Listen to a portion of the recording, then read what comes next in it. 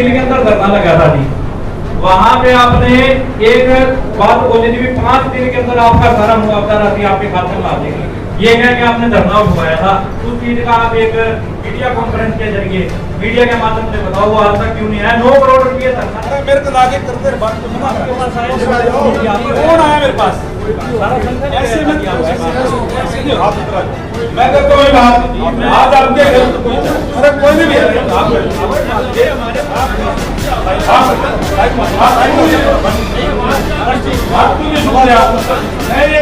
की जो फसल है सरसम वो सरकार उसकी खरीद नहीं कर रही।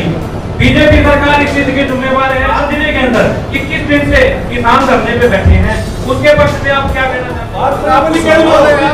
आप मेरी सुनो नहीं बात, आप राजनीति नहीं कर सुन तो नहीं। दोस्तों हिसार के पास लुदास गांव में है और लुदास गांव में आज डिप्टी स्पीकर रणवीर गंगवा आए थे कुछ योजना का शिलान्यास करने के लिए, और जैसे ही शिलान्यास करने के बाद बोलना शुरू किया। पगड़ी समाज जट्टा के नेता सारज ने उनको ज्ञापन दिया और ज्ञापन देते हुए उनसे बातचीत की कि जब हम आपके घर गए थे तो आप मिले नहीं, और जो आपने वादा किया था बालसमंद धरने पे मुआवजे को लेकर वो आज तक नहीं मिला है। इसके साथ में सरसों की खरीद को लेकर बातचीत की तो डिप्टी स्पीकर रणवीर गंगवा अच्छे से जवाब नहीं दे पाए, और पूरी ही उलझन के बीच में पुलिस ने सारज के साथ धक्का मुक्की भी की, उसको वहाँ से हटाने की कोशिश की।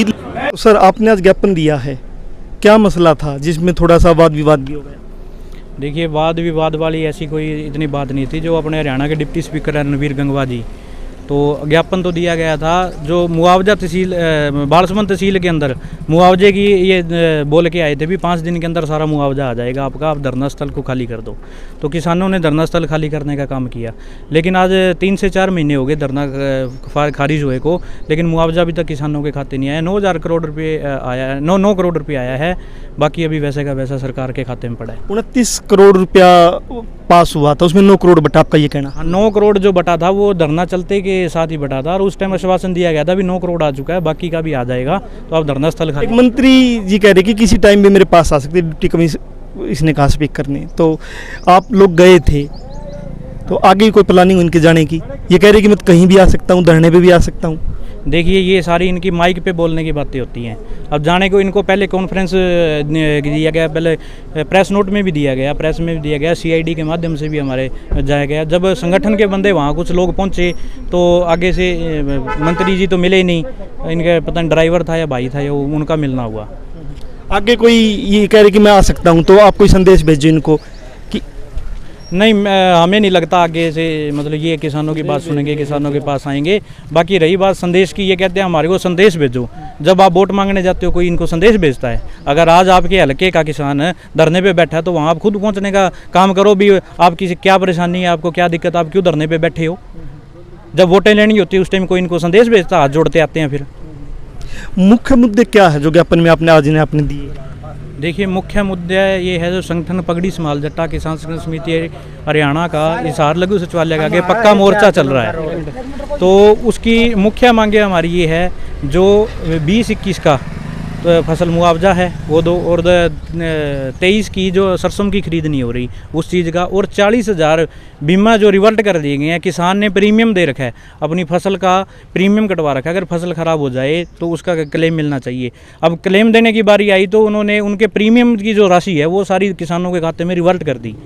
अब ये सरासर रिलायंस कंपनी का ये गुंडा राज है, तानाशाही राज हो रखी है इस चीज़। अरे किसान की भी समस्या, आप वहाँ धरने में बैठे हैं, कोई आप संदेश देना चाहो? वो आपके घर पे गए थे, आप मिले नहीं, क्या आप बाहर हो सकते हो कि उनको उनसे कोई बातचीत का कोई एक डायलॉग खुले? देखिए हम किसानों से बातचीत करने के लिए हमेशा तैयार रहते हैं।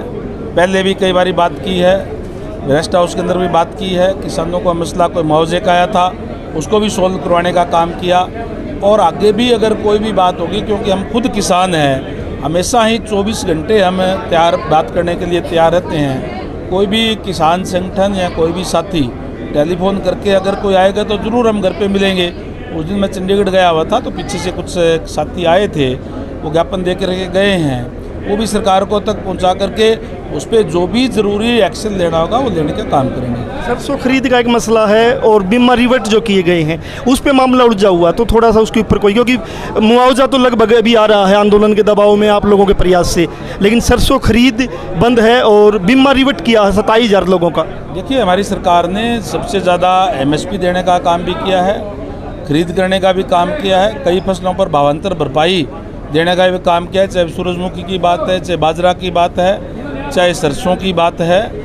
और कई बारी हमारे जो किसान भाई है उनसे भी निवेदन करना चाहूँगा कि समय के ऊपर अपने कोई भी जो फसल बीजते हैं उसको ऑनलाइन कराने का काम करें, ताकि कोई खरीद में और में कोई दिक्कत ना आए। जहाँ भी कोई दिक्कत परेशानी आई है उसको दूर करने का हम प्रयास करेंगे, आगे भी करेंगे। आया है, वो वही मंत्री के साथ बैठे थे कि 27,000 रुपये मुआवजा आया है बीमे का, तो आपके गांव का क्या अभी आया है या नहीं आया? लुदास गांव का अभी तक कोई मुआवजा नहीं आया है, क्लेम राशि भी अभी तक खातों में नहीं डली है।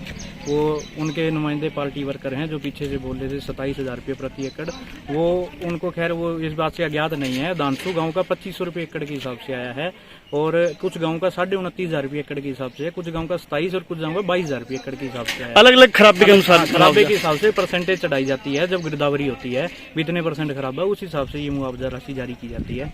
लेकिन वो कुछ मान लो बीजेपी के लोग हैं या मंत्री जी के कार्यकर्ता हैं जो पीछे से बोलते इतना आ गया, ऐसी कोई वो नहीं है। लुदास गांव का अभी तक मुआवजा नहीं आया।